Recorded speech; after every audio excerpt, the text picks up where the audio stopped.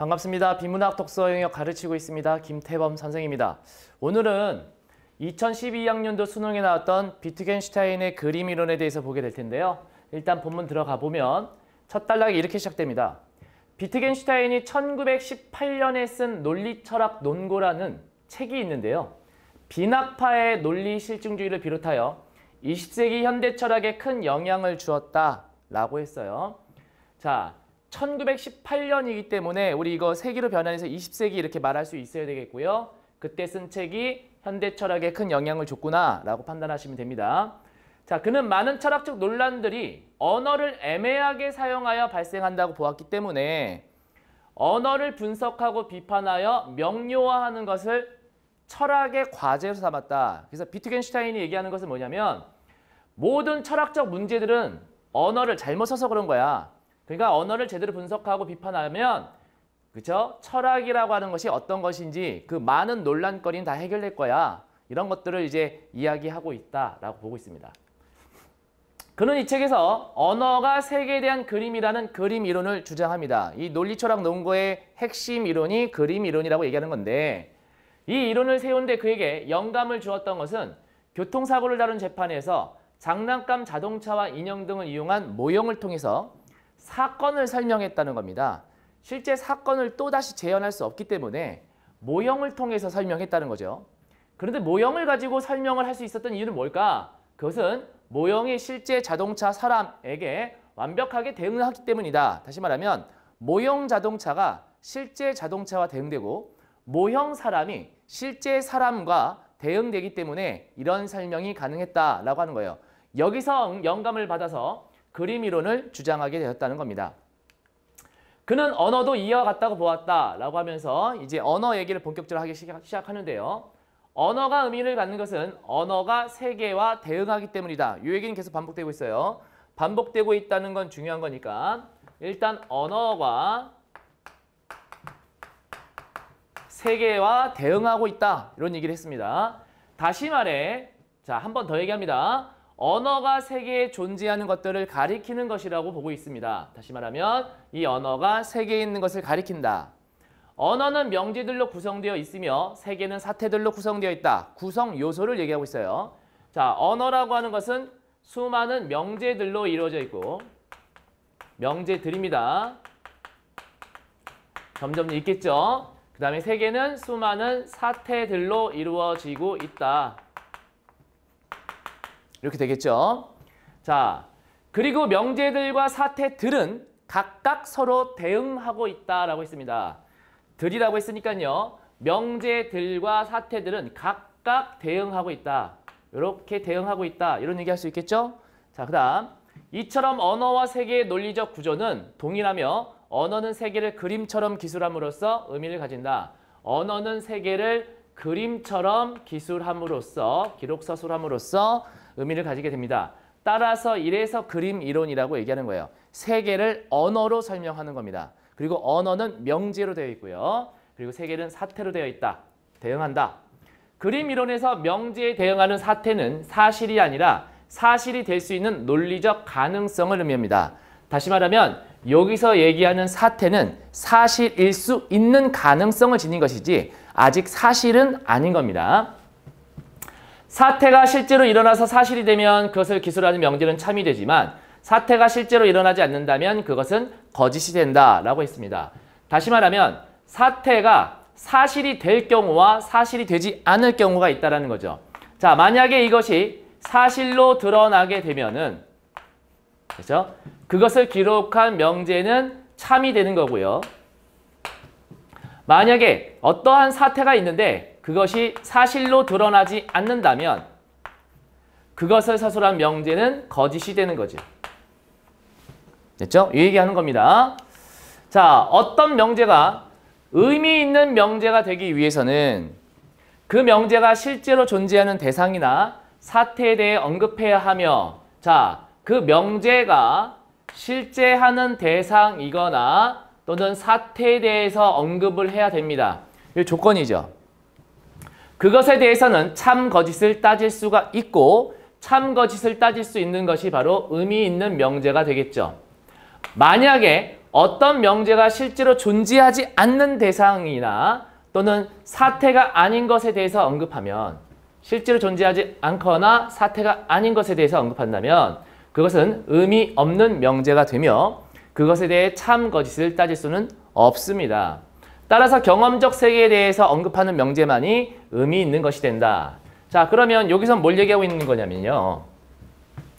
명제라는 것이 있는데 명제에는 의미가 있는 명제가 있고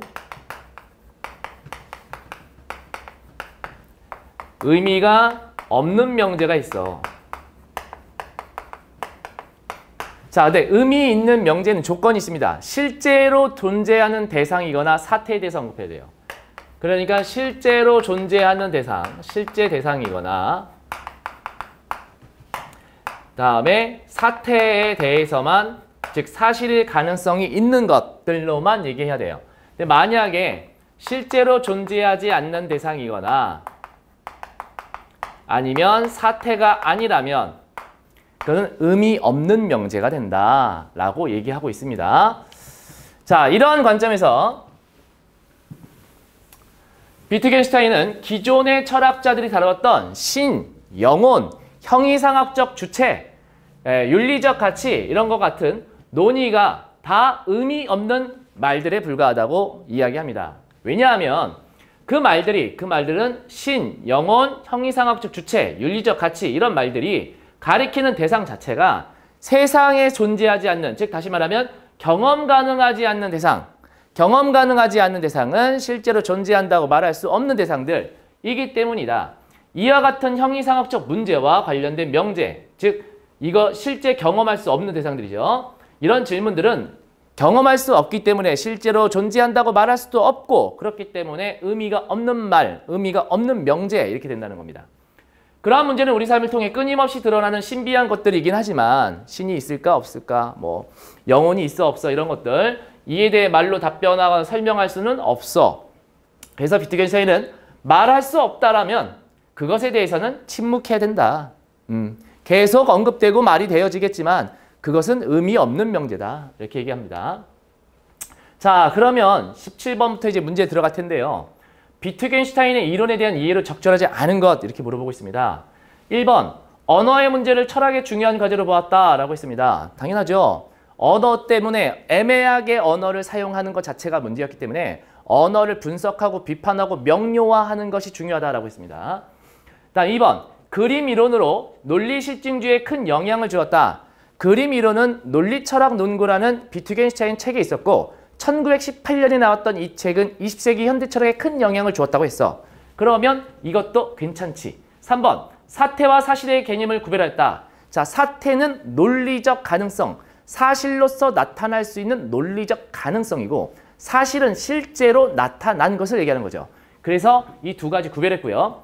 4번, 경험적 대상을 언급하는 명제는 참이라고 봤다.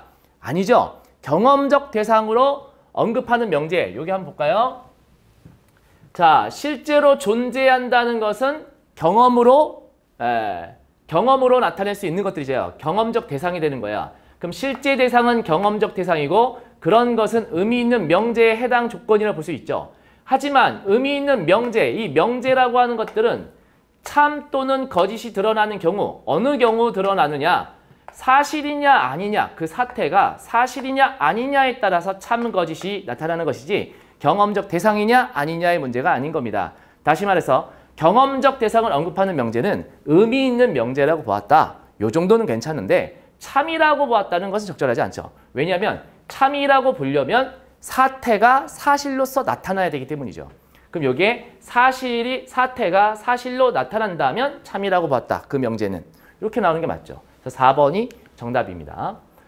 형이상학적 문제는 경험적 대상이 아니어서 실제적 대상이라고 말할 수가 없고 실제 대상이 아니기 때문에 의미 있는 명제가 아니고 즉 의미 없는 명제에 해당되는 거죠.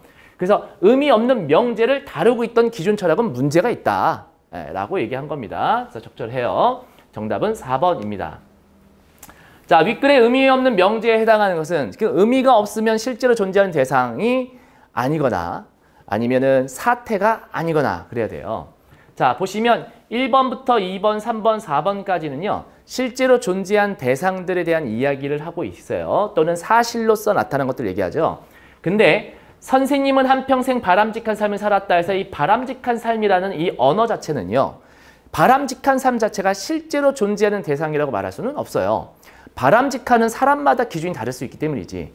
따라서 이건 실제로 존재해서 경험으로 확인할 수 있는 부분이 아니기 때문에 따라서 이것은 의미가 없는 명제라 봐야 되겠습니다. 그래서 5번이 정답이에요.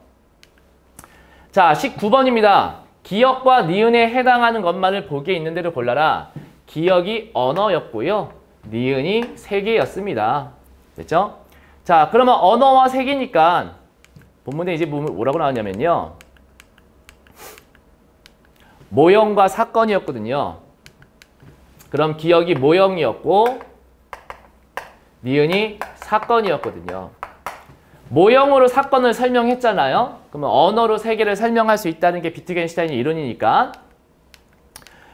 자, 여기서 보기서 나온 것도 기역에는 이제 언어가 되고 니은에는 세계가 되겠지. 일단 여기 들어가는 거 괜찮겠네요. 근데 언어는 뭐로 돼 있다고 했습니까? 명제들로 돼 있다고 했죠. 세계는 사태들로 돼 있었고 우리가 본문 분석하면서 이렇게 잡아줬던 부분들입니다. 자, 논리적 그림은 명제에 해당되죠. 근데 의미 있는 명제는 명제이기 때문에 언어에 해당됩니다. 따라서 요거 때문에 안 될 것 같아요.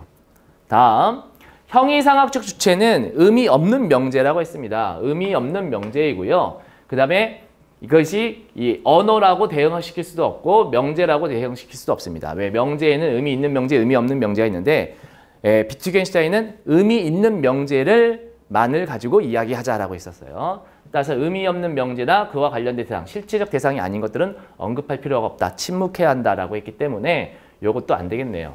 따라서 정답은 기역과 니은에서 1번이 되겠습니다. 자, 20번 문제를 볼 텐데요. 자, 윗글을 밀어볼 때 비트겐슈타인이 보기와 같이 말한 이유가 무엇일까? 이유를 찾는 거죠. 자, 사다리를 딛고 올라간 후에 그 사다리를 던져버린 것처럼 논리, 철학, 논거를 이해한 사람은 거기에 나오는 내용을 버려야 한다. 됐습니까? 뭐 하고 있냐면 비유하고 유추하고 있는데 자, 보시면 사다리 딛고 올라간 후에 그 사다리를 던져버려야 돼요. 논리, 철학, 논거를 이해한 사람은 거기에 나오는 내용을 뭐 해야 돼? 버려야 한다라고 했습니다. 그렇죠? 그러면 아하, 사다리라고 하는 것은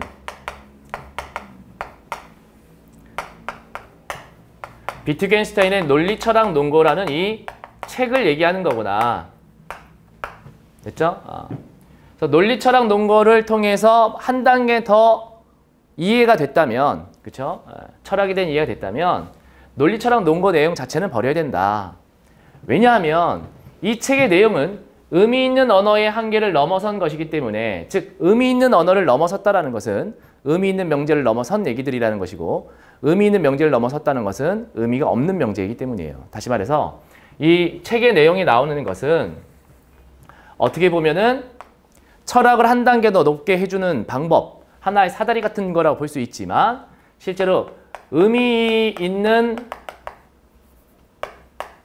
언어의 한계 밖의 이야기이기 때문에, 그렇죠?